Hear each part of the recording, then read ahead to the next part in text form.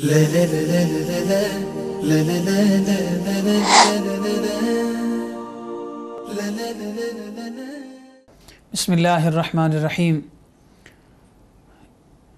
क़ाल अल्लाहु तबारक व तआला फ़िल कलामिल मजीद या अय्युहर्रुसुल कुलू मिनत तय्यिबाति वअमलू सालिहा सदक़ल्लाहु मौलानल अज़ीम।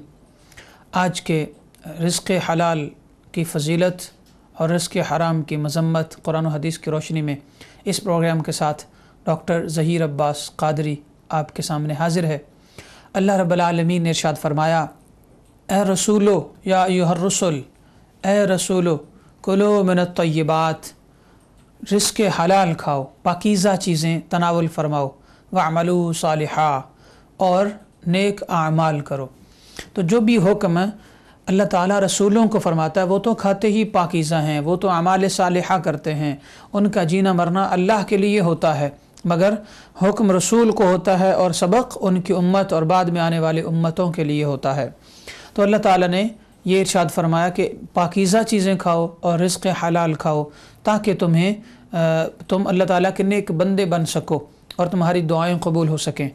आज हमें देखना ये है कि रिज़्क़ हलाल की तरफ हमारी कितनी तवज्जो है, रिज़्क़ हलाल हम कितना ढूंढते हैं, कितना खाते हैं। अल्लाह ताला का ये फरमाना कि रिज़्क़ हलाल खाओ, तो पता चला कि रिज़्क़ हलाल तलाश करना और तलाश करके खाना ये वाजिब है हम पर, ये बात वाजिब है हम पर कि हम रिज़्क़ हलाल ही खाएं और रिज़्क़ हराम से बचें।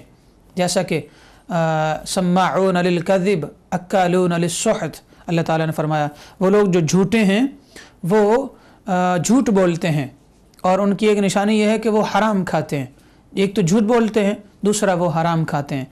लिहाजा जो बंदा मोमिन है वो हराम नहीं खाता, क्योंकि उसका ये यकीन कामिल है कि वो उस अल्लाह का बंदा है जो रब्बुल आलमीन है। हमें सूरह फातिहा की पहली आयत बता रही है, अल्हम्दुलिल्लाहि रब्बिल आलमीन, तमाम तारीफ़ें उस अल्लाह के लिए जो कि तमाम जहानों का रब है, तमाम जहानों का पालने वाला है।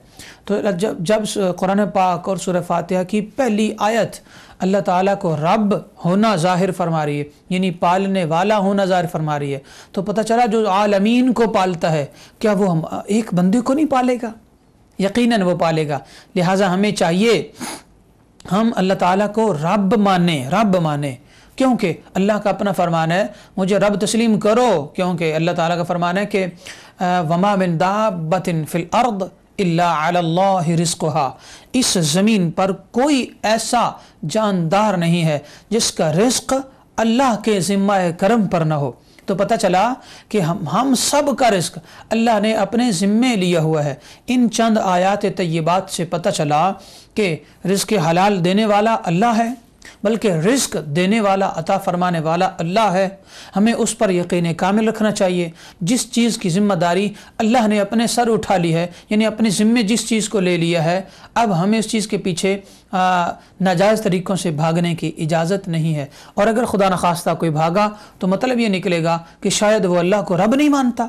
वो लोग जो रिश्वत लेते हैं वो हराम कमाते हैं, वो लोग जो चोरियाँ और डाके डाल कर फिर मालो दौलत लेते हैं वो हराम कमाते हैं, और वो उनका ईमान कच्चा होता है, उनका ईमान पक्का और पुख्ता और मुस्तनद ईमान उनका नहीं होता, बल्कि उनका ईमान कच्चा होता है, जिसकी वजह से वो हराम की तरफ भी दौड़ते हैं। जिसने अल्लाह को रब मान लिया, दिल से ईमान से तस्लीम कर लिया, वो कभी भी हराम की तरफ नहीं जाएगा, बल्कि हमेशा वो हलाल खाएगा। इसलिए अल्लाह आका अलैहिस्सलाम इरशाद फरमाते हैं, रसूलुल्लाह सल्लल्लाहु ताला अलैहि वसल्लम ने इरशाद फरमाया, हज़रत मादी करब बयान करते हैं कि आका अलैहिस्सलाम फरमाया कि जो जिस शख्स के पेट में लुक़मा हराम गया हो और बज़ाहिर वो दुर्वेश बना हुआ हो, बज़ाहिर वो फ़कीर बना हुआ हो, परागंदा बिखरे हुए बाल हों, फटे हुए कपड़े हों, और अल्लाह की राह के लिए वो फ़कीराना लिबास पहनकर वो जीता हो, तब और अल्लाह की बारगाह में हाथ उठा के रो रो के दुआ करे, तो भी उसकी दुआ कबूल नहीं होगी 40 दिन तक। क्यों? जिस उसके जिस्म के अंदर जो खून चल रहा है, गर्दश करने वाला खून, वो तो लुक़मा हराम का बना हुआ है, फिर कैसे दुआ कबूल होगी? लिहाजा वो लोग जो एक तरफ इबादत कर रहे होते हैं اور دوسری طرف حلال و حرام میں تمیز نہیں کرتے. انہیں چاہیے اس حدیث پاک کو غور سے سماعت کریں اور اس پر غور کریں، توجہ کریں. آقا علیہ الصلوۃ والسلام نے ارشاد فرمایا جو شخص رزق حلال کے لیے محنت کرتا ہے اگرچہ اس کو مشکل پیش آئے تو فرمایا الکاسب حبیب اللہ، وہ اللہ کا دوست ہے جو خود کسب کرے اور رزق حلال کے لیے تگ و دو کرے، رزق حلال کے لیے محنت کرے اور سفر بھی کرے، مشقت اٹھائے.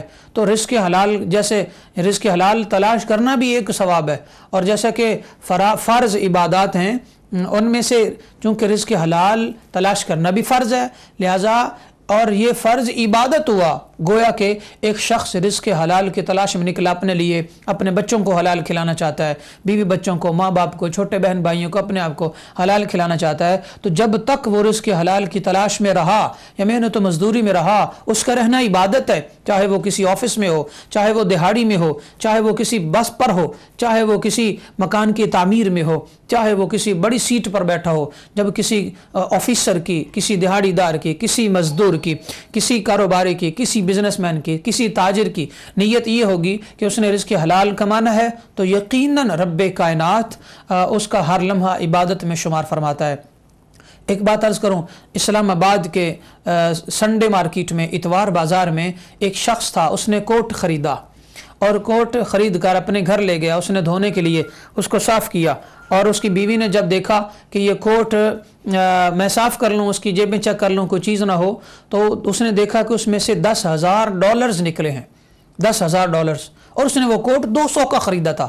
$10,000 اس میں سے نکلے. ایک پاکستانی مزدور کے لیے $10,000 کافی رقم ہوتی ہے، اس سے وہ اچھا بزنس چلا سکتا ہے اور اس سے کئی سالوں تک وہ گھر رینٹ پر لے سکتا ہے اور بھی کافی اس سے کام کر سکتا ہے. مگر وہ شخص اتنا ایماندار تھا، اس نے بندہ ناچیز کو خود بتایا کہ میں نے وہ سارے کے سارے پیسے جو ہیں وہ واپس گیا اس کے پاس، جو بزنس مین ہے، جو کاروباری ہے، اس کے پاس واپس گیا اور جا کر اسے کہا بھائی میں نے 200 کا کوٹ خریدا ہے، 200 کے بدلے $10,000 نہیں آتے، یا واپس رکھ لو. اور اسے باقاعدہ بڑی عزت کے ساتھ رخصت کیا گیا اور اس نے وہ پیسے واپس ہر صورت میں واپس کیے. اسی طرح USA کے اندر یا پھر UK کی بات ہے، ایک وہ پاکستانی تھا کہ جس نے 40 لاکھ روپیہ جو اسے کہیں سے ملا تھا اس نے واپس کیا، اور ہاں وہ ٹیکسی ڈرائیور تھا تو اس نے 40 لاکھ روپے واپس کیے جو ایک پیسنجر کے تھے، ایک سواری کے تھے. واپس کرنے کے بعد یہ خبر پوری دنیا کے اخبارات میں پھیلی اور سوشل میڈیا پر بھی اور الیکٹرانک میڈیا پر بھی یہ پھیلی، اور اس نے اپنے ملک کا، اسلام کا نام روشن کیا کہ میں رزق حلال کمانے کے لیے آیا ہوں. مجھے $10 کی سواری اٹھا کر ایک جگہ سے دوسری جگہ منتقل کرنا منظور ہے، مگر مجھے 40 لاکھ حرام کے نہیں چاہیے. کہ ایک عام انسان اگر رزق حلال کے لیے اتنی تگ و دو کرتا ہے، اللہ پر اتنا بھروسہ کرتا ہے، تو یقین جانیں، دیکھیں کہ رب کائنات کے فرشتے بھی آسمانوں پر اس انسان پر ناز کرتے ہیں جو رزق حلال کماتا ہے، جو رزق حلال کی تلاش میں رہتا ہے. لہٰذا ہمیں چاہیے ہر صورت رزق حلال ہی کھائیں اور اپنے بچوں کو کھلائیں، کیونکہ رزق حلال کھانے والے بچے بدتمیز نہیں ہوتے، ماں باپ کا نام ڈبونے والے نہیں ہوتے، ماں باپ کو ذلیل کرنے والے نہیں ہوتے. جن کی رگوں میں رزق حلال جائے وہ ماں باپ کے پاؤں دھو دھو کر پیتے ہیں.